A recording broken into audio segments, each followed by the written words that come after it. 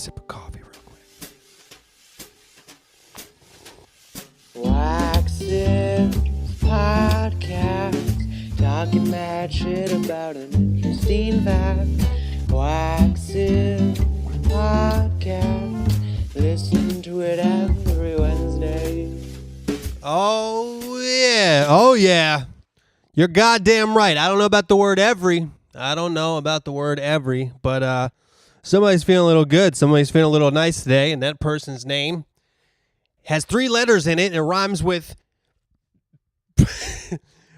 tax. There's somebody standing in this room with me right now. Well, not with me. He is me. Let's cut to the chase. Let's skip to the meat and potatoes of the situation. I'm talking about myself. I'm feeling good. I'm feeling good because I got a new song coming out tomorrow, y'all. I don't know what it is. There's something going on with a lot of things in my life that coincided. A perfect storm, if you will. A perfect storm of little magic that makes my moment right now, Thursday, August 16th, which happens to be my sister's birthday. If you're listening, happy birthday, Jen, if you happen to be listening. It also happens to be now the day that Aretha Franklin died. Rest in peace to the Queen of Soul, the legendary Aretha Franklin. My sister was born on the exact day, year 2, that Elvis Presley died. So that's an interesting coinkydink right there, but maybe it's not a coinkydink. Maybe we look too much into the numbers. Maybe there's no such thing as a coinkydink, especially, there I go saying especially. But, anywho, the perfect storm that I'm referring to is it's day 4 of me for the quitting the cigarettes, and that's kind of when you feel that little bit of ecstasy when the chemical addiction of nicotine starts to go away. Day 2 and day 3 are the opposite. You feel no happiness. You feel all sad and anger. Sadness and anger. Once you get to that day 4, day 5, that euphoric feeling encumbers your body. Sometimes I feel like I try to use big words to sound smart, but the big words aren't next to the right big words. Encumber. What does encumber mean? I'm fucking looking it up. I don't care if it's boring for the podcast right now that I'm looking up the word encumber. Encumber. Is that even a word?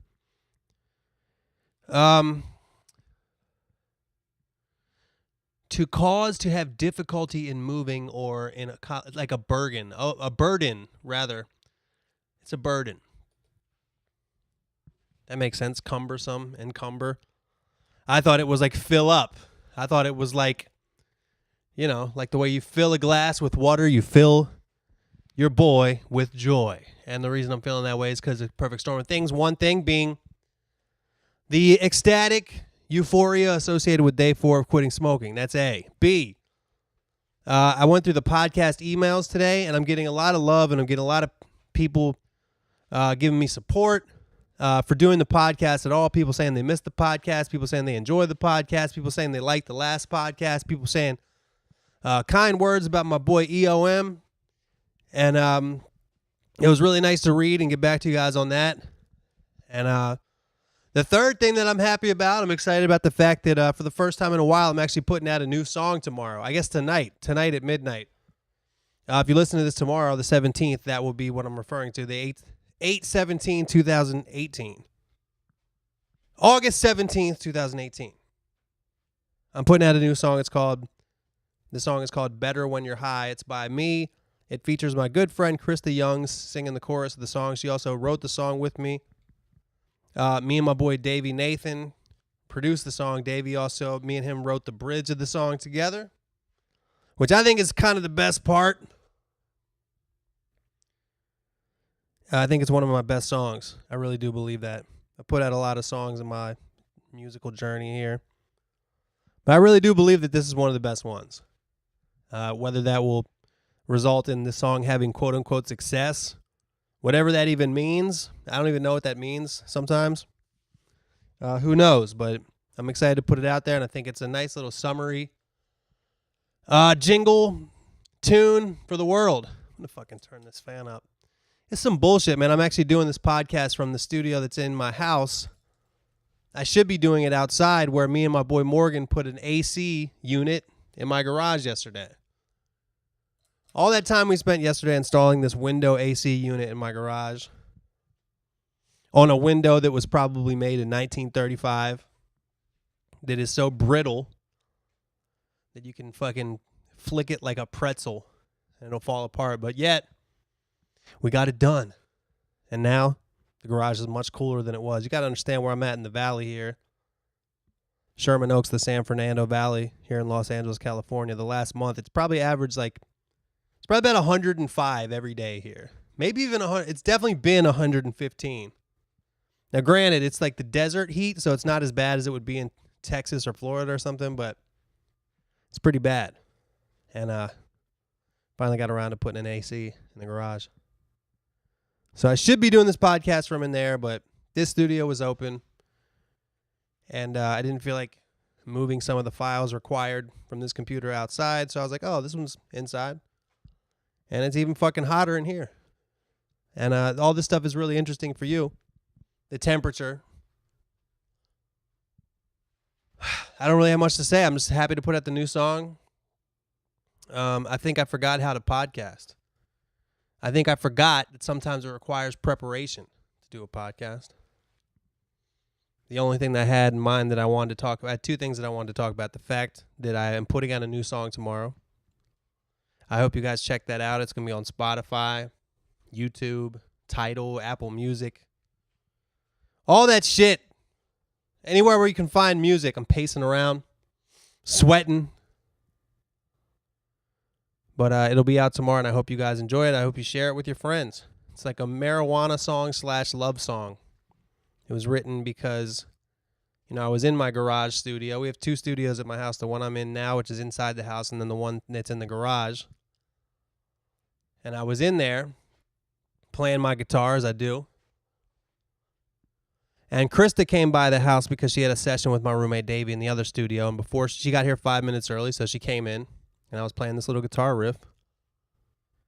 And I was like, before your session, let's see if we can write a bunch of choruses.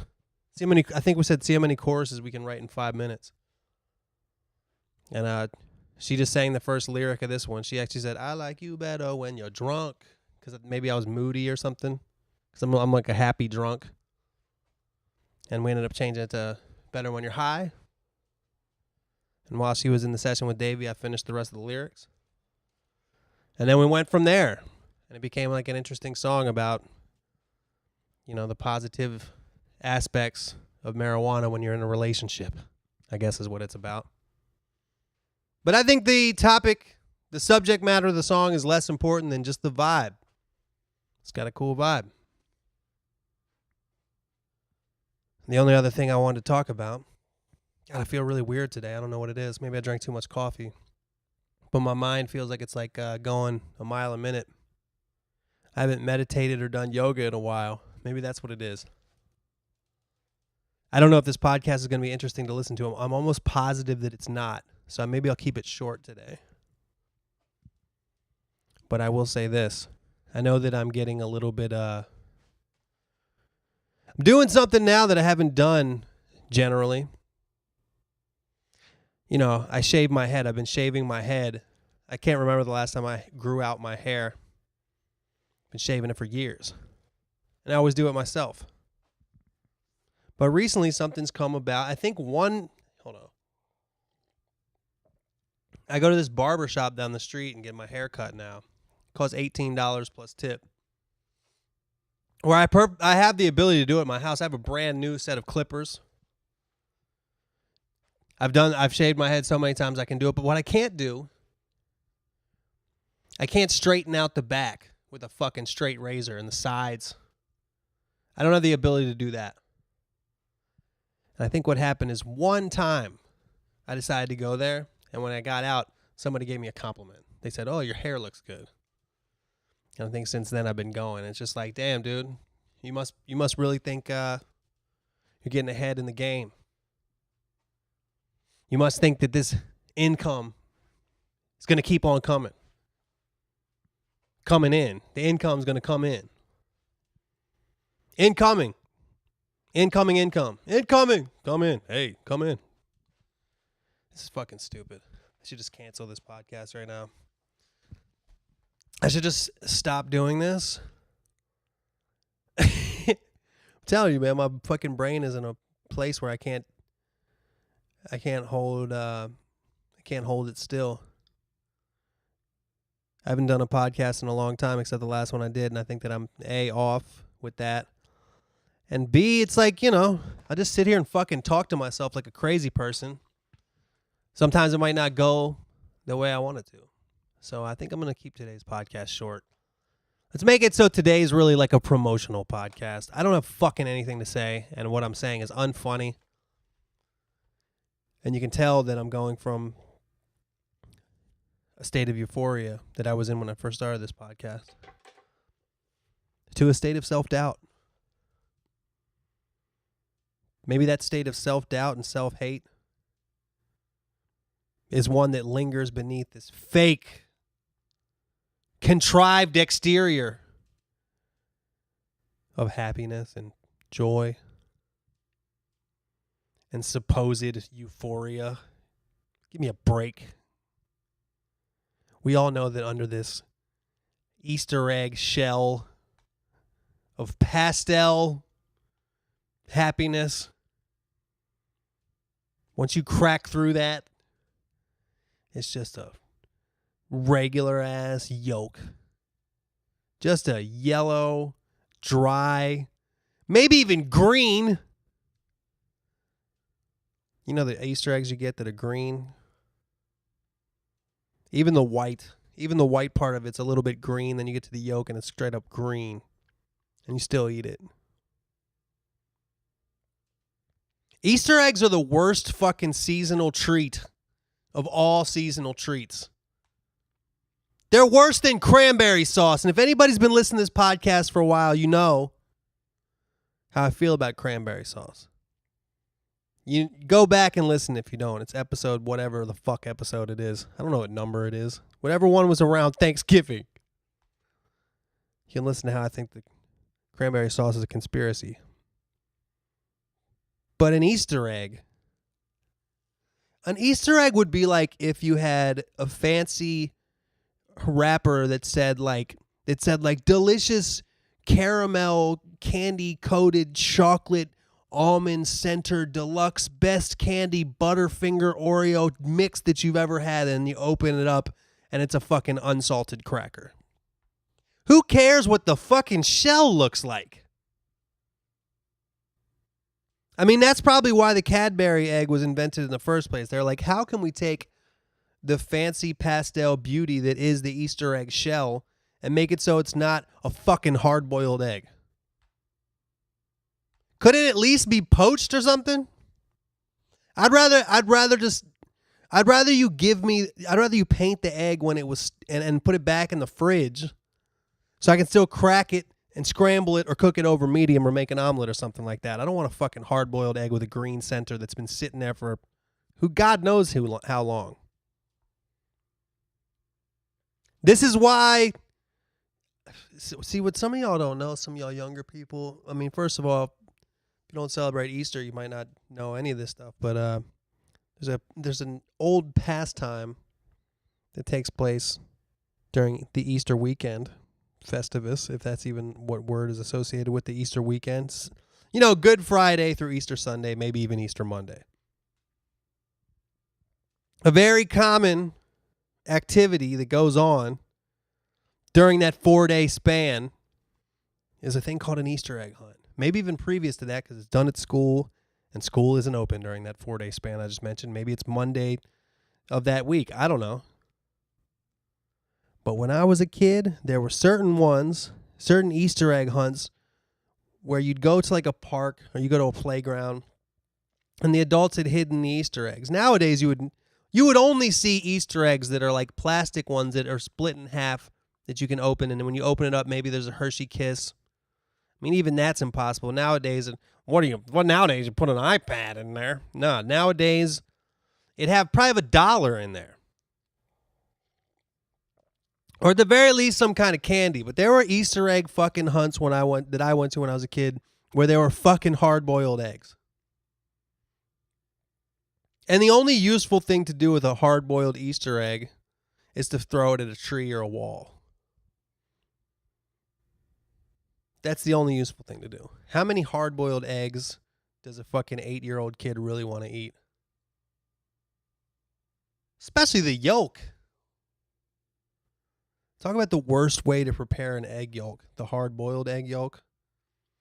I'd way rather have an over easy, over medium, sunny side up, mixed together with the white to make just a scrambled egg. Any way that you can prepare an egg yolk is better than hard-boiled. An Easter egg is just like a really beautiful, well done up woman that you see on a playground hiding behind something. And then behind, once you take off all that nonsense that she presents herself with, you're just left with a dry yolk and an all right to eat if you have Jesus, speaking of ways, what about it, the deviled egg? How is it that the fucking day that Jesus died for our sins, we celebrate with a fucking hard-boiled egg yolk, whereas the best kind of egg yolk is a deviled egg yolk? Who won this battle? It's the little things,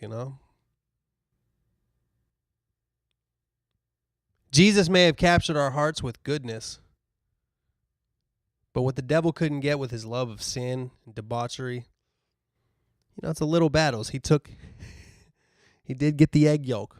He won that. He won the battle of the egg yolk preparation. But what do you do with it? Even if you have if you find fucking 5 Easter eggs. By the way, this podcast is right on with the season. Couldn't be further away from fucking Easter. But yeah, if you find 5 Easter eggs, even if you have 5 Easter eggs worth of egg white, what the fuck do you do with that? What do you need? You need like sriracha or something. It's the only thing I can think of that's going to make it better is sriracha. Isn't that the best kind of sauce you could put on that? What else would you put on that? Because I know you ain't got hollandaise in your fucking fridge. I couldn't make hollandaise sauce off. Definitely not. I mean, if you gave me a recipe, it's not rocket science.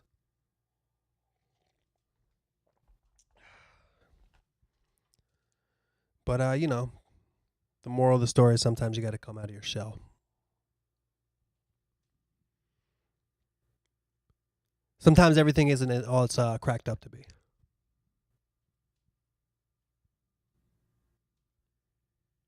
Anyway, that's I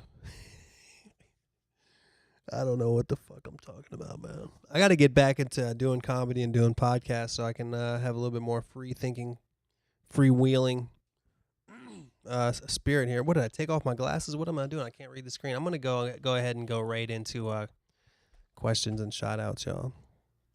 I'm gonna go right the fuck into it. I'm so glad, first of all, that this podcast will live on in posterity. If I get hit by a fucking garbage truck tomorrow, I want, right now, bing, the last 8 minutes of this podcast before that, bing, that I just did, not the one that I just did, but the one that I did before that. So bing, not that one or the one before that, the one before that. 8 minutes, go back in time of that. I want you to play that 8 minutes during my fucking funeral because it was so poignant. And I just think that if you did that and then somebody should get it on CNN and say, this rapper Wax died and he had a really important message for the universe. He wanted to pass something on. He just wanted the rest of humankind, especially the Christian ones that celebrate Easter, especially them, to have a message. A message that really is the culmination of all his years of life. Life as a family man, even though not his own family, but as a son, as a brother, as an uncle, as a friend. Everything that I've learned through travel, through art, through music, all this stuff has just culminated into this melting pot, this cauldron, this witch's brew of information and knowledge and wisdom that I can impart on the rest of humanity for generations and generations to come. And it's all summed up in that fucking Easter egg rant I just said. So when I die, play that. I don't really mean this. My mom would be like, what the fuck are you doing? Pastor, whatever your name is. First of all, we don't have pastors. This is a Catholic ceremony. Second of all, this is the I don't even know it. The non-denominational ceremony.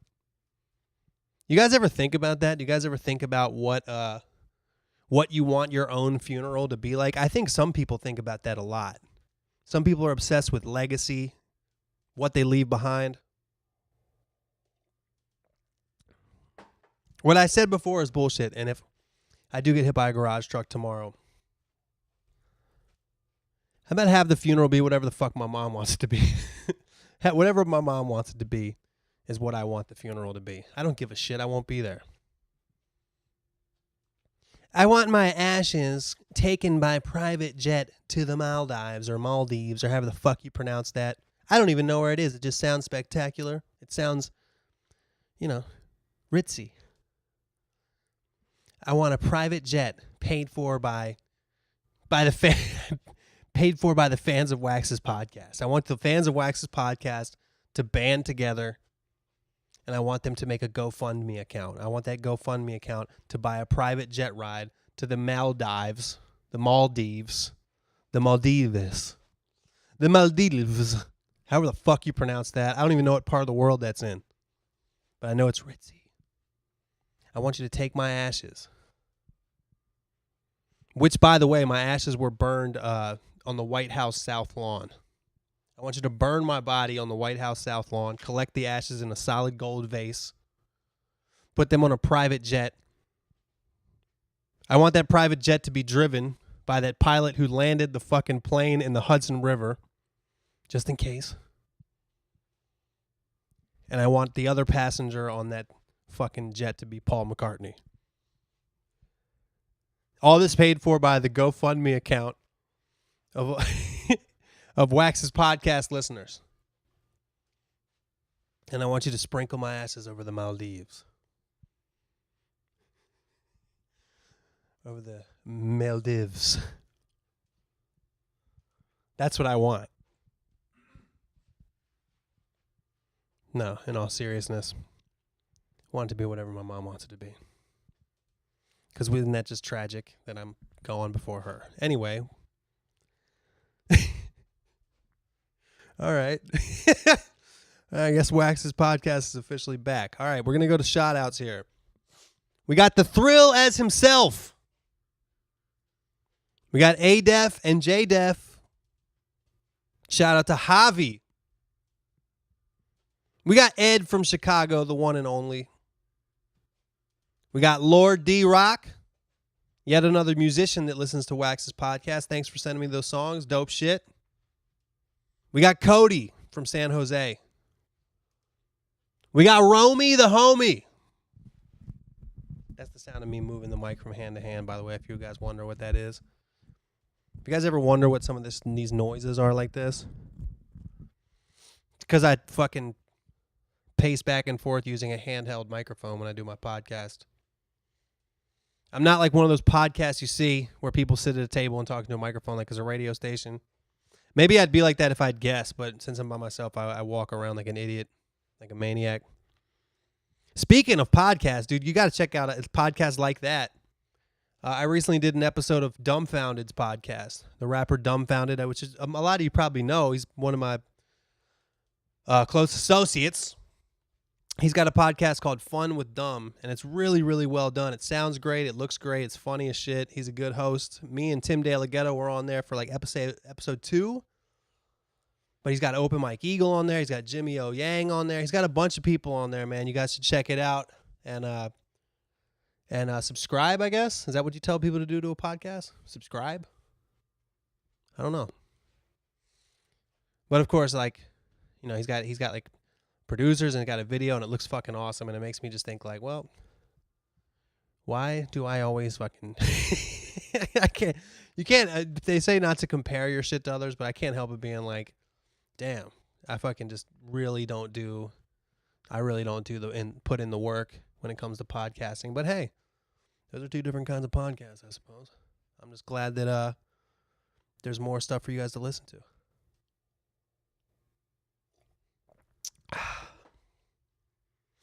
I should have guests. I've had visions for this podcast since its inception. I wanted to have it like a radio show. I wanted to have sections and segments and guests and interviews, and it just divulged. Divulged isn't even the right word. Why am I using the wrong vocabulary words for things? It didn't divulge into something. You divulge information. It devolved. It devolved, I guess, into what it is. Anyway, where the fuck was I at? Travis from Jacksonville. Shout out to you. Spencer W. Sean F. Carlton M. Jackie Sweetleaf. Benjamin from Columbus, Ohio. We got St. James up in Redding, California, who I met on the last tour. He sent me a thing. He's doing some wild shit. He's doing like a whole, I don't know exactly what to call it. He's doing a kind of a rap. It's kind of like a rap version of The Great Gatsby. It's some wild shit, man. Very cool. So good luck with that, man. I hope that that shit goes well. Get it done. This is gonna be a difficult one to finish. It's gonna be one of those albums or songs that kind of feels like a school project. I mean, it kind of is a school project, but if you get that shit done, bam! Next Hamilton. Hamilton Schmamilton. Gatsby's where it's at, I'm sorry to say that, but next shout out goes Hassan K in the UK. After that, we got Heskey. And last, but most certainly not least, Terrell, the hockey player, who is now in North Dakota, going to school in North Dakota. Good luck with that, man. It's a beautiful place up there in North Dakota. Very beautiful. We did a show up there. We did 2 shows in North Dakota this last tour, I think. Definitely did Fargo, which was actually a standout show on the tour that I did this past March and April. The Wax and Mac Lethal Spring Tour 2018. Great show, the Fargo show. You guys show up out there. You show up out there, and you also show out up there.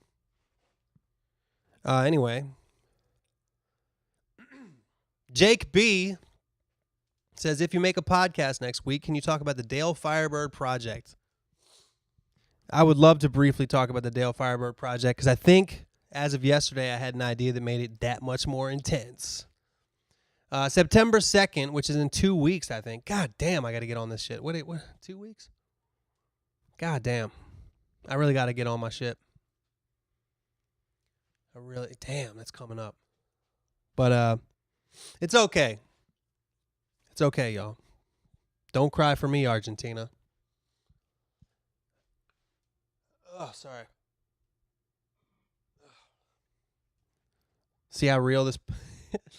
Said to burp, but don't cry for me, Argentina. Why did I say that? Oh, yeah. God damn, I do got to get on that, though. I got to finish this. Dale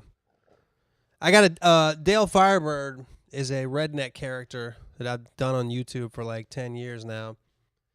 And this past July 4th, I made the announcement that his greatest hits album will be available on Labor Day, which is September 3rd, I think, this year. The first Monday of September. And the day before that is the Wax and Friends show at the West Side Comedy Theater in Santa Monica, California. And I decided yesterday that I'm going to make that fucking show the Dale Firebird Greatest Hits Album release party. And I'm going to perform as Dale Firebird at the show. I've never performed as Dale Firebird before. And I can guarantee you, unless you give me a lot of money, which ain't nobody doing that. I guarantee you that I will never perform as Dale Firebird again. So on September 2nd or 3rd, whatever the first Sunday in September is, the day before Labor Day, when the album comes out, I will be performing as Dale Firebird at the Westside Comedy Theater in Santa Monica, California, for the album release party of Dale Firebird's Greatest Hits. That album is pretty much done. I will be putting it on the internet within the next couple of days, so just to make sure it comes out in time. And it's gonna be some of the songs that are his greatest hits, with 2 or 3 new ones as well. So yeah, that's where I'm at with that. Yeah, I don't really know what to tell you besides that about that. I'm gonna put some of his old stuff on there. Blue Shirt to Walmart. Songs such as America, You're All I Have Left. You Ain't Gonna Shit on Me is one of his great titles. And the first song I put out by him called American Beer. I think I might do some freestyles on there. I might have a couple new joints on there, but that'll be out on Labor Day. All right. I'm going to tell a story that was written by Ian Cognito. He wrote in a letter to Wax's podcast. And the reason I wanted to read this is because I find it to be inspirational. I find this story to be somewhat inspirational because a lot of people that I know, they feel like they're stuck. They feel like they're stuck in wherever they're at, their place in life. They don't know how to get any further. They don't know how to change. And I always try to tell people, is it really that difficult to make a switch? You know?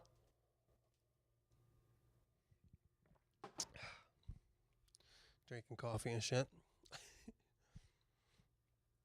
So Ian Cognito writes this. 'Twas the summer of 2011 in Phoenix, Arizona.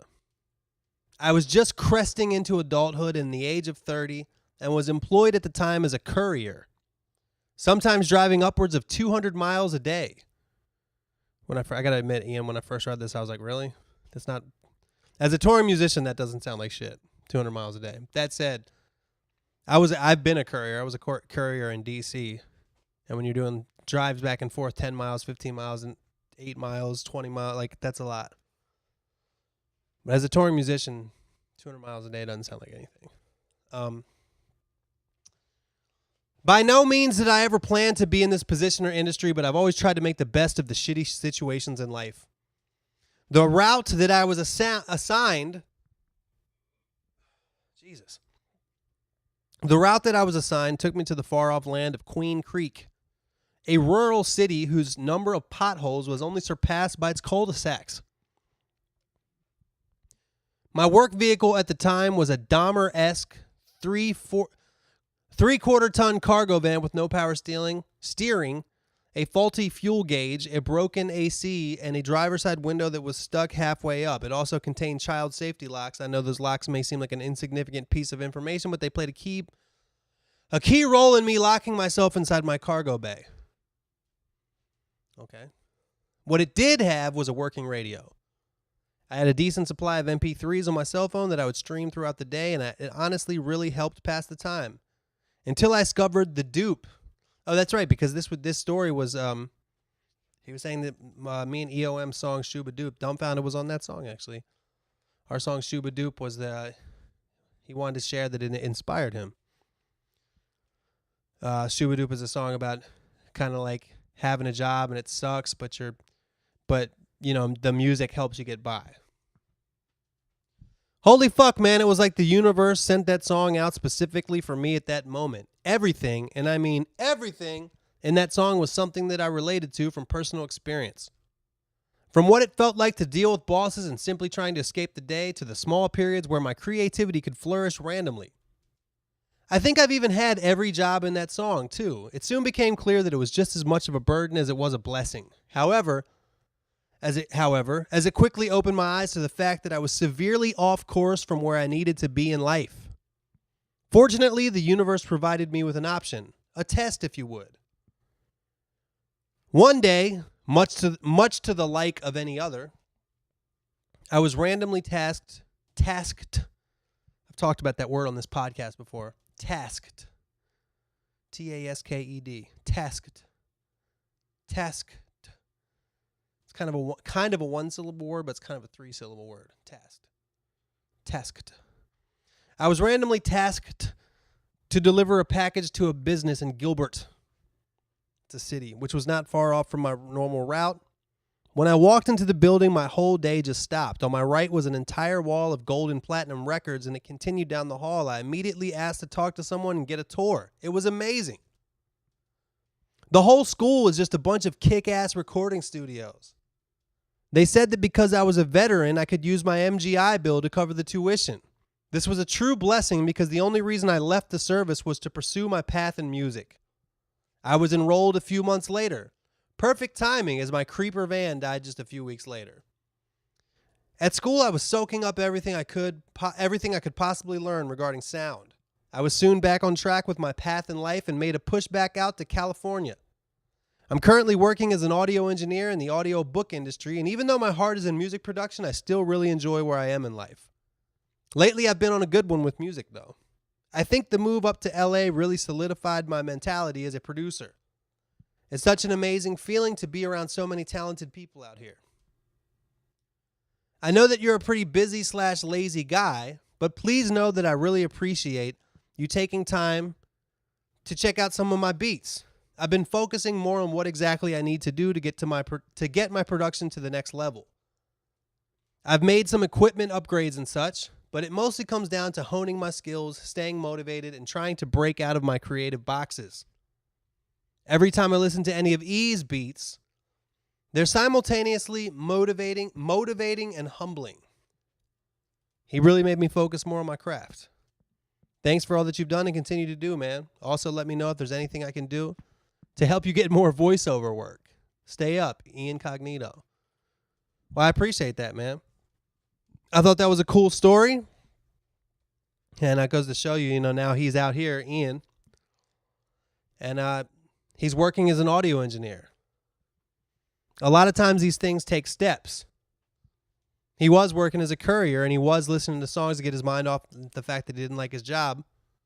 Now he's like halfway there. He did the school. Hold up.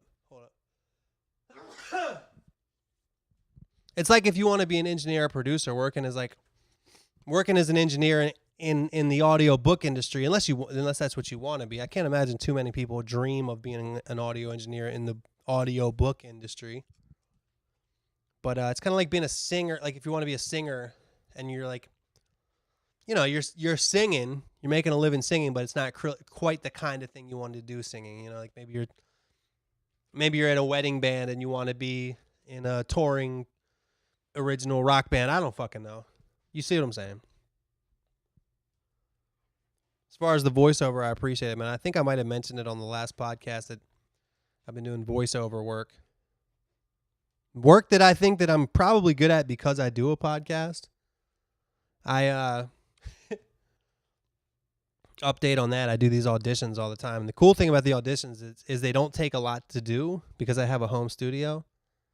Like for an actor, you have to actually get out of your house and like dress up and dress up as whatever character and then go there, and there's fucking 100 other people outside the door auditioning. This shit, you just submit a tape. Very easy to do compared to real acting. But recently, one of the things I read for, out of like 10,000 people, they picked me. And believe it or not, y'all, it was to be, I don't know if I should say the company, but it was a big company. And the advertising agency that was working for the company picked me to be the voice of their commercials. But then the company rep was like, nah. So I was like a centimeter away from getting a really financially lucrative job in that field. But since it didn't happen, I actually have made I've made $0 doing that. I've had a few close calls, but I have not actually booked a job in the voiceover acting world. But the agent that I have, who's really awesome and is really good at getting me stuff, She says that it's a numbers game. And I just started doing it, so. Just like fishing. It's just like fishing. You got to throw out a lot of hooks if you want to get a motherfucking fish. You know what I mean? Anyway, we got Joe F. Hey, Wax, just a podcast question for you. You and Devin the Dude are far and away my favorite rappers. 2 favorite rappers. Jesus, can I read? I fuck up just as soon as I say I don't get any work doing voiceover reads. I prove why. Let me try that as if this was an audition. Hey, Wax, just a podcast question for you. You and Devin the Dude are far and away my favorite 2 rappers. So just wondering, this is your fault, Joe. Was like, I'm going to correct it for you. So just wondering what it was like to play a couple shows with him on the tour and get to meet him. Any anecdotes of the dude? Also, what tracks come to mind for you when thinking about some of your favorite songs of his? Joe F. I don't know what the fuck kind of character that's for, because most of the stuff I read for is like commercials and shit. But it would have been awesome if I got that big thing, because some of you guys would have heard the shit on TV and be like, yo, they fucking picked Wax to do this commercial, and especially because the brand is so fucking off from me. And the cool thing about it would have been like, nah, they didn't pick Wax. They just chose fucking Michael Jones, the random voiceover guy. Wouldn't have been based on my rapping. But anyway, dude, Devin the Dude is one of my favorite rappers. I got to meet him. We did 2 shows with him. We did a show in Bozeman, Montana, and a show in Salt Lake City with Devin the Dude. And at the show in Bozeman, Montana, I got to briefly talk to Devin and just tell him, like, look, I just dapped him up and I said, dude, I'm not just saying this. Like, my name is Wax. I'm performing with you. And he knew who I was, because he knew me and Wax and Mac Lethal were on the bill. I'm sure he couldn't name a song by me, but I just dapped him up and just been like, dude, I don't want to take a lot of your time. I just want to let you know that I love your music. Been listening to you forever, and I just love the shit you do, or something like that. Something real simple. That was the extent of my interaction with Devin. There was some crazy shit that happened at that show. I don't think I want to talk about it on my podcast, though, because I don't know the people involved. But there was definitely some stuff that went down that day in Bozeman, Montana, where it was freezing fucking cold and snowing outside. But I will say that this drunk fan somehow ended up backstage, and he tried to steal the weed of the dude. And let's just say it wasn't a good idea. Not a good idea to do. Joe says, what tracks come to mind for you when thinking about some of your favorite songs of his? The main albums I listened to are To the Extreme and I guess was it Waiting to Exhale? The one with I love how Devin does like topical story songs. Like he does that song, She Used to Be So Fine to Me, where he talks about this girl that he was so into in high school, and then he sees her at the grocery store like 20 years later, and she's like 200 pounds heavier, but he still messes with her anyway, whatever. It's really funny. That Dick Is So Clean song. Then, of course, like Doobie Ashtray. What a Job. I like the title track of To the Extreme, which is weird because like I remember not being that into that song when I first listened to that album. I think it's the first song on that album. Now I fucking love that song. But yeah, him and his crew were really cool people when we met him on the tour.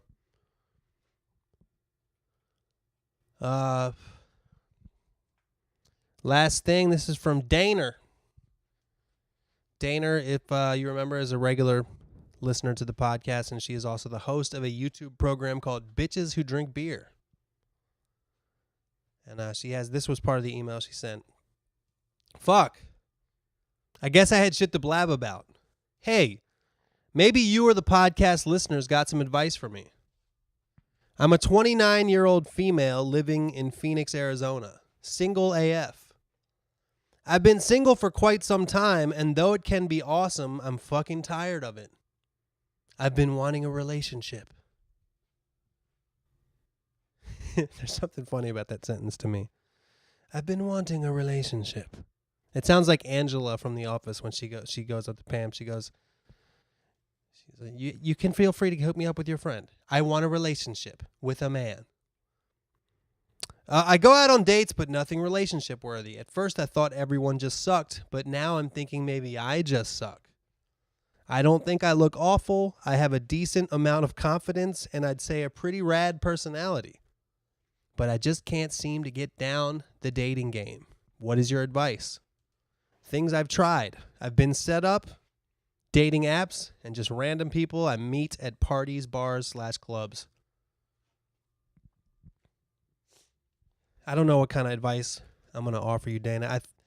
The reason I decided to read this one on the podcast is because I like to do stuff that's different, that's non-music related, especially stuff that has to do with dating and relationships and stuff. Because I know this is an extremely male-dominated fan base of this podcast. Mostly dudes listening.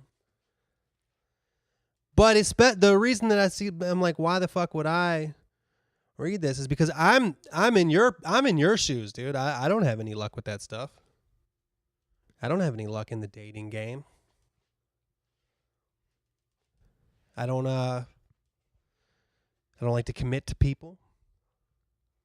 I usually don't find the right people, and when I do, they're not the people I really fall for. I always fall for the wrong people. As far as the actual process of it, like I'll go through like periods in my life where I try to do it's almost like you got to make an effort, especially once you get older and you're not naturally in social situations as much as you used to be when you're in school and shit. Especially because I don't even have like a job where I see people that much. You really do have to put an effort into it. And there was a brief period in my life where I tried dating apps. And that's very hit or miss. To the extreme. Yeah, I don't think, you said I don't think I look awful. You look great. You said, Dana actually sent me a picture. She wasn't trying, I don't think she was trying to be like, whatever, but she sent me a picture. She looks awesome. And not to mention I've seen her on her show. So I don't understand why somebody that has a great personality, that's pretty and loves drinking beer and talking about beer, I don't see why that would be a problem. I think sounds like a lot of guys would be into that. But then again, I don't know you. I don't know your inner self, your truth. I don't know the fucking demon that lives within you. I have no idea. What are you trying to cover up with that beer, huh, Dana? I have no idea, man. My advice for you is this. You say you're 29. My only advice is just don't sweat it. It's kind of like the old adage, you don't find what you're looking for, It'll find you when it's ready. 'Cause love takes time. Or a bunch of other songs that probably relate to what you're talking about. There are people that meet somebody on a dating app and then fall in love. People that meet people at work. People that meet somebody their friends set them up with. Who knows? People that meet their friend's significant other. And then that couple breaks up and then they get married or whatever the fuck. Stuff like this happens all the time. I have no idea. I think just my advice. It's funny when you wrote this, I was thinking that I had the ability to ask people on the podcast for advice, but then I realized I guess I'm just haven't been doing this in a while. That it's not like the listeners are in the room with me. This is not a live podcast. I'm more used to doing my West Side Comedy Theater monthly show or the touring gigs. I'm so fucking out of shape podcast-wise that I thought that I could get some other people to chime in. But no, the only person that can chime in is moi. And I really don't have any advice. My advice for you in a nutshell is just love yourself, and then somebody will love you if that's how it's supposed to go down. I don't know, man. Yeah. So with that said, I think that might be it for today's podcast. I don't know what else to tell you. Yeah, be safe out there.